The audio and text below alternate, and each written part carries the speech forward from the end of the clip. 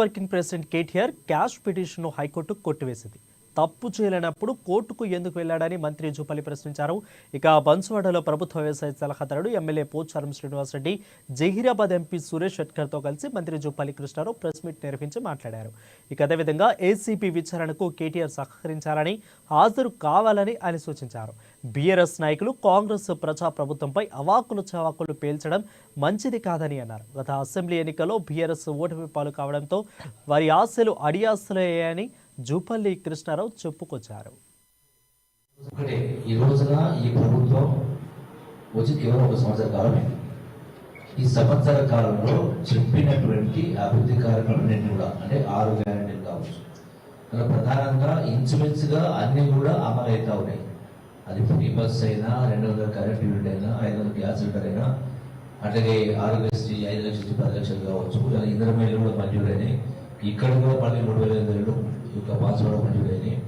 ఇట్లా ఒక్కోటి చేస్తా ఉన్నాం. దాంతోపాటుగా రైతు రుణమాఫీ సంబంధించి కూడా 21,000 కోట్లు ఇవ్వడం జరిగేది. మరి ఈరోజు రైతు భరోసా కూడా ఉన్ననే క్యాబినెట్ కూడా తీర్మానం చేయడం జరిగింది. రైతు గత ప్రభుత్వం ధనిక రాష్ట్రం ఉండి కూడా 7,20,000 కోట్ల అప్పు ప్లస్ విద్యుత్ సంస్థల 80,000 కోట్లు అంటే 8 లక్షల కోట్ల అప్పు చేసి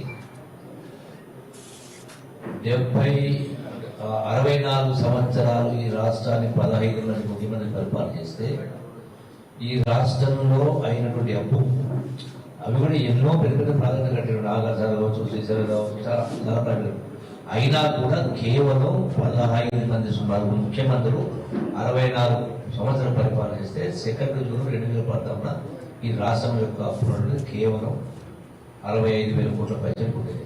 లెస్ దాన్ 70 crores. సంవత్సరానికి ఆ అప్పు పైన కట్టినటువంటి ఆనాడు కేవలం సంవత్సరానికి 6,500 కోట్లు ఉండేది.